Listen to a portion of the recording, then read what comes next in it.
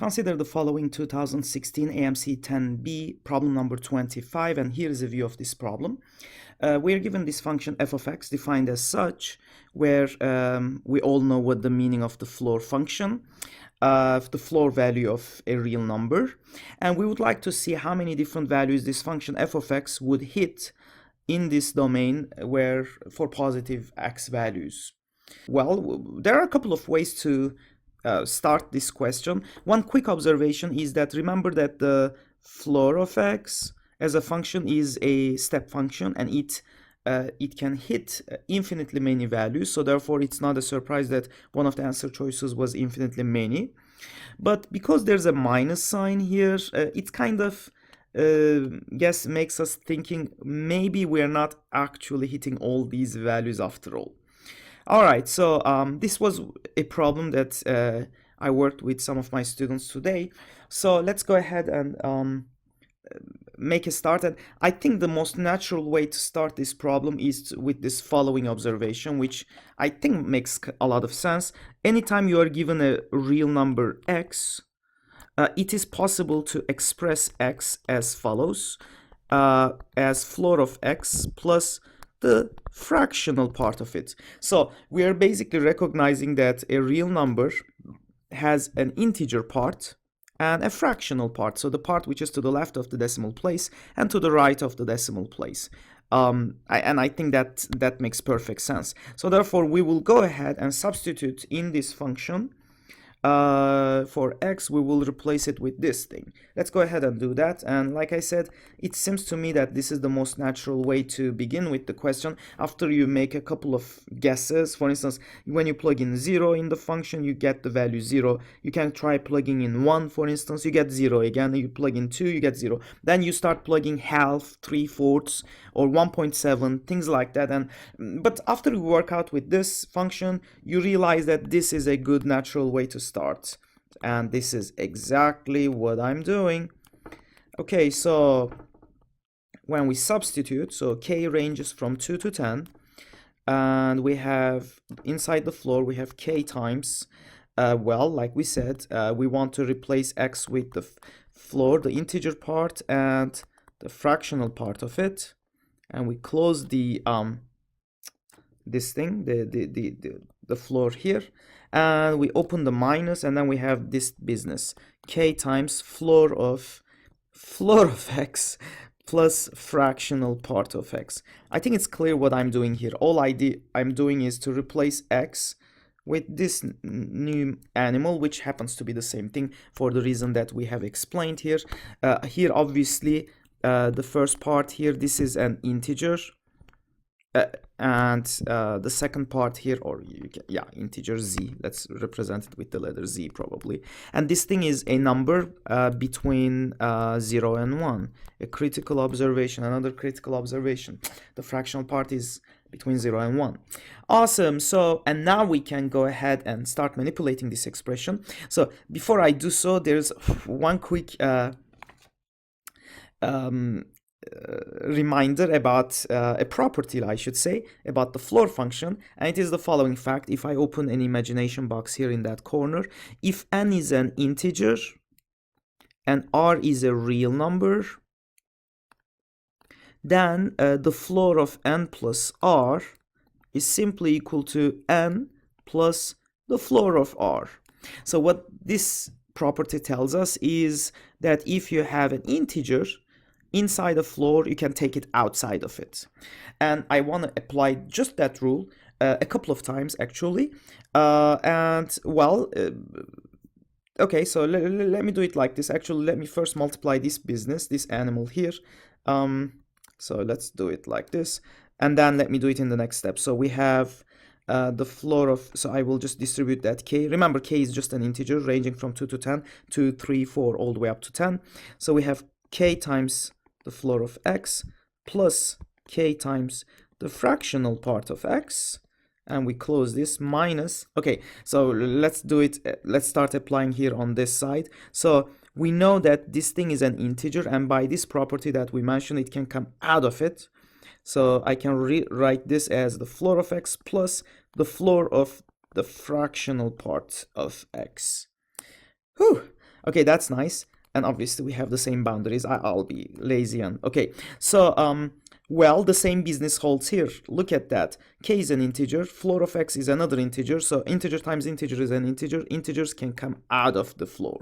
So therefore we would get k times the floor of x, and then the rest remains inside the floor function, k times the fractional part of x minus, okay, we would get k times the floor of x. And look at that. Like I said earlier, we know that the fractional part of x is a real number between 0 and 1, but the floor of a number between 0 and 1 is always equal to 0. Does that make sense? So therefore, there is no other term to add. All I added was this. This term is gone. But now look at this beauty. So let me change my color here actually. We have that this expression and this expression cancels out, and what we are left here is just equal to k equals from 2 to 10. Believe it or not, just this guy, the floor of k times the fractional part of x. Now this is significantly simpler than what we had earlier, as you can imagine. By itself though, this warrants a little bit explanation here. So what we are saying here is that when we feed in the real number x into our function, what it spits out only depends on the fractional part of it. It does not depend on the integer part. Okay, so this kind of raise some flags, right? So obviously you can keep moving on to your solution. You don't have to stop here. Obviously you have only 3 minutes to solve this problem, but because I have infinite amount of time in my hand now, I wonder why that would be the case, and what kind of function would have such a property where the integer part does not matter and the fractional part matters. One interesting thing is to consider whether f might be actually periodic, and especially if the period of f is just 1, that would exactly satisfy such a condition, right? And this is probably what's happening here. So what I'll do is I'll open yet a new imagination box here, and I want to prove this. So my claim is the following. I claim that f is periodic with a period equal to 1. And the proof actually is quite simple. I hope I can fit it inside this imagination box. So all you do is you just check whether f of x plus 1 is equal to f of x. If that's the case, therefore keep adding 1 does not change the value of f, so it would tell us that it has a period of 1. And sure enough, that thing, if you substitute inside this equation, we will get the summation of the floor of k. Well, we replaced x with x plus 1 now. I'll just cut it short and I'll just multiply out with k already. And then we have, I need more space, minus k times the floor of x plus 1. There you go, and close the brackets. Okay, so well, from this property that we mentioned earlier, the k, which is an integer, can come out of this floor function. So we would get k here plus the floor of kx minus, and the 1 is also an integer, it can come out of the floor, minus k times the floor of x. Wait a second, we have these two expressions which are exactly the same, so the k's cancel, and all we are left here is this thing, kx minus k times the floor of x, but k running from 2 to 10 again. But what is this expression? This is exactly the function f itself. So we have just proven that f of x plus 1 is indeed equal to f of x, suggesting that f is indeed periodic with a period equal to 1, and therefore we are not surprised to see that f of x for any real number x is the same thing as this expression, where we don't really care for the integer part of x, all we care is the fractional part. All we care is the fractional part, and remember, fractional part of x is between 0 and 1, so therefore we can make the following simplification. We can therefore restrict attention, restrict attention, or the domain, I should say, uh, to this interval. Does that make sense? And well, the beauty of this is the following: because we can restrict it to this, that would imply, that would further make a simplification. So for all values of x between 0 and 1, the fractional part of it is just the number x itself. So that would just reduce to this, actually. And isn't that a beauty? This is significantly simpler. So now look at where we started from. We started from this very complicated looking expression. Now it boils down to this thing. So which is pretty neat. Well, some of you guys can keep the summation sign. A lot of people would get nervous when they see summation sign. So therefore, let me just clean up that mess. So and I will just rewrite this thing without a summation sign. So therefore, f of x, and this was just an imagination box, f of x is equal to, well, when you get rid of the summation, so it's just 2x plus floor of 3x plus floor of 4x, and so on, plus floor of 9x plus floor of 10x. Now the question is asking for how many different values this function will hit, and obviously we decided to restrict attention between 0 and 1. So how many different values could this function hit between 0 and 1 when x is between 0 and 1? Well, obviously it can hit the value 0, because when you plug in 0, all the terms will vanish and you'll get a 0.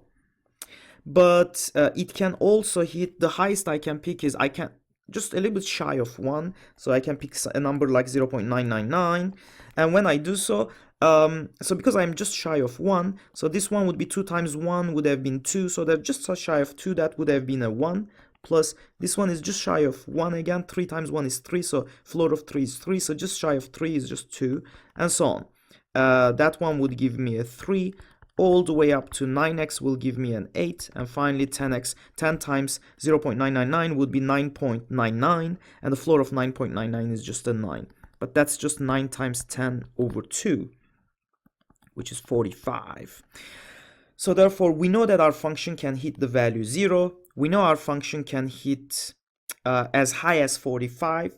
So, well, one guess would be it can hit all the values between 0 and 45. Why not? Because, and so therefore, we have in total 46 values. And sure enough, 46 is one of the answer choices. Some of you guys can just circle it and shout victory dance for this number 25 question, but actually you would be quite wrong.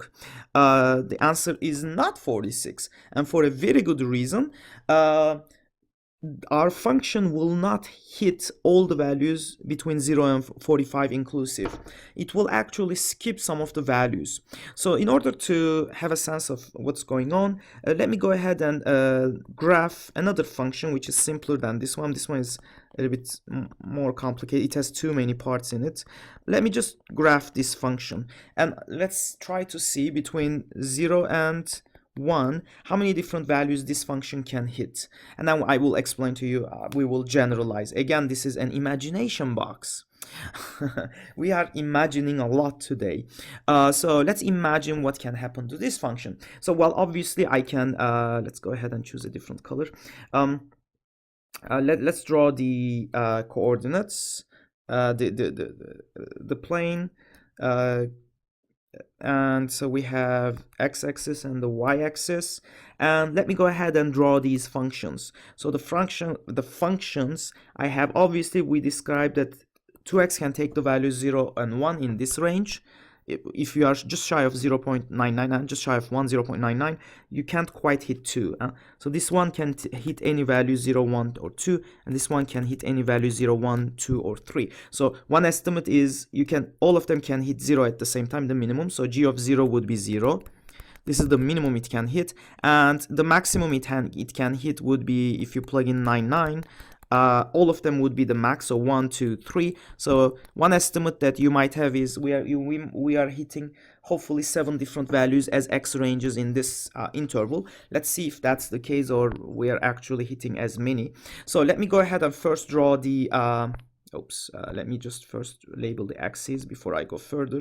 So this is the interval 0, 1, clearly marked, and obviously this step function will make a jump at 1/2. The middle part 3x, the floor of 3x will make a jump at 1/3 and 2/3, and finally 4x will make jumps at 1/4, 1/2, and 3/4. Okay, so I don't want to confuse these two numbers. Okay, there you go. All right, so time to draw these functions. So the first function will do this. So the first one, 2x. So it will be just flat, and then it will make a jump here. So this is an open interval. It will jump to 1, and it will continue all the way up to 1 like this. And this value here is, just the value 1. When you investigate the middle function, let's draw it with a different color, maybe red, a big contrast. So it will also be 0 all the way up to 1/3, and now at 1/3 it will jump to, it is not continuous, this function, it's making a jump actually. So it is jumping to 1 after all the way up to 2/3. At 2/3 it's making yet a new jump to 2 actually. So this value here is a 2. And it will continue all the way to 2. For instance, if you plug in 0.99 into this, it would be 2.98 or 97, which is just shy of 3. So therefore, you would be awesome. So, and finally, the last one, and we'll make it green color. So let's draw this function, 4x. Well, starting from 0 all the way up to half, it is 0. And it makes a jump at 1/4. It becomes actually 1. All the way up to 1/2. At 1/2 it makes the next jump. It's a step function. It jumps in those intervals. At 3/4 it makes yet its last jump. And there we go. And this value here is 3. Now we need to add these 3 parts vertically, right, in a vertical way. So, and we would get the following. In the interval between 0 and 1/4, if you will, let's just write it here. So in the interval closed 0, 1/4 open, our function g of x will be equal to, well, the first part would be a 0, the second part would be a 0, the third part is also a 0, and our thing comes out as 0, and we've known it before. But in the interval 1/4 all the way up to 1/3, look at what happens. So g of x is equal to, well, the blue one, this one, is still 0. The red one is still 0, but the green one, 4x, has already made a jump, so it is a 1. So we can hit the value 1 actually. That's pretty neat. Then from 1/3 to 1/2, let's get faster maybe, g of x would hit, so the first one is still 0, so but the next one is now a 1, so the floor of 3x, and the floor of 4x is still a 1, so wow, we can hit 2. Now, let's go to the next closed interval between 1/2 closed and 2/3 open. So g of x would be equal to, now for the first time this one is making a jump, so that's a 1. 3x, floor of 3x in this interval between 1/2 and 2/3 is still 1. And now in this interval, our other function, this function 4x, is 2 actually. Oh my goodness, what just happened here? We skipped the 3. Skipped 3. Holy. Okay, not nice, or maybe nice, I don't know. 2/3. Well, if you expected it, then it's obvious. But if you were not expecting it, so that's a shocker probably. So in this interval, our values would be between 2/3. So in this interval, so the smallest one, the blue one, is 1. The middle one, the red one, is a 2, and the highest one, the green one, is still a 2. So that's a 5. And finally, last interval, 3/4 all the way up to 1. G of x is equal to, blue one is a 1, red one is a 2, and green one is a 3 for a 6. So therefore, how many total values did we hit? Earlier we suggested that maybe we are actually hitting 7 values, right? So that was a guess. We are actually hitting everything starting from 0 all the way up to 6, but in reality we just hit 1, 2, 3, 4, 5, 6 values only. We skipped the value of 3. And why did that happen? Well, because two functions made the jump at the same time. Both this function and this function, these two functions made the jump at 1/2 at the same time. So that raises the flag, and I think now I think everybody is clear what's happening here. What we need to figure is when those functions are making jumps, and we don't want to overcount the jumps. So each time there's a jump, it contributes to a new value. But if two different components are making jumps at the same time, we are kind of skipping some values between them. Awesome. So, well, how do we figure the rest is now when are the jumps happening? So let's go further down, back to our problem. Remember, our original equation has been reduced to this now, the floor of 3x and so on, all the way up to the floor of 10x. Now we have a pretty good sense of what's going on. All we care is the jumps. Let's go ahead and figure the jumps. So we have the jumps of 2x basically. Well, the jumps of 2x will happen when? Well, it will happen at just the point 1/2. How about the jumps of 3x? The jumps of 3x will happen at 1/3 and 2/3. The jumps of 4x will happen at 1/4, I should say, 2/4, 3/4. I think that's clear. Then 5x will make jumps at 1/5, 2/5, 3/5, and 4/5. 6x, the jumps are at 1/6, 2/6, 3/6, 4/6, and 5/6. 7x, okay, pretty boring, I can imagine. Okay, there you go. 8x, 1/8, 2/8, 3/8, 4/8, 5/8, 6/8, and 7/8, and two more. 9x is just 1/9, 2/9, 3/9, 4/9, 5/9, 6/9, 7/9, and 8/9, and finally we have 10x, which makes jumps every 10th. 2/10, 3/10, 4/10, 5/10, 6/10, 7/10, 8/10, 9/10. Okay, so I want to make sure that I'm not making any skipping. So therefore, the skippings will happen when some values repeat. We have two of the components making jumps at the same point. For example, so far this is unique, circle it, unique. It didn't happen in the past, but this guy happened in the past. 2/4 can simplify to 1/2, so I can just get rid of it. This one is good. Good. None of them repeated before. This is good. 2/6. Hey, this can simplify to 1/3, and 1/3. Hey, anything which can simplify, it means it already has been counted. So I can just go ahead and remove these. So this can simplify. This won't simplify. None of these will simplify. So I need to grab all of them. Actually, in the meantime, we can also do the count. So we have one value, one jump, if you will, two jumps, 4, 2 only, 6 jumps. How about here? This is good, not good, not good, not good, and good. 4 jumps. Good, not good, not good. Now, for those of you who have good number theory skills, let's say knowledge, you would already see what we are doing, which ones we are counting and which ones we are not counting, we are eliminating. And this has to do with numbers which are less than the denominator and relatively prime to it, right? So this kind of also can remind you of Euler's totient function. And you can also, if you check the AOPS solution for this problem, this is exactly what they did. I felt like the explanation was not clear. That's why I decided to shoot this video to make things clear, but a little bit clearer maybe. I don't want to make a bold statement that's okay, but anyhow, so, and that's it.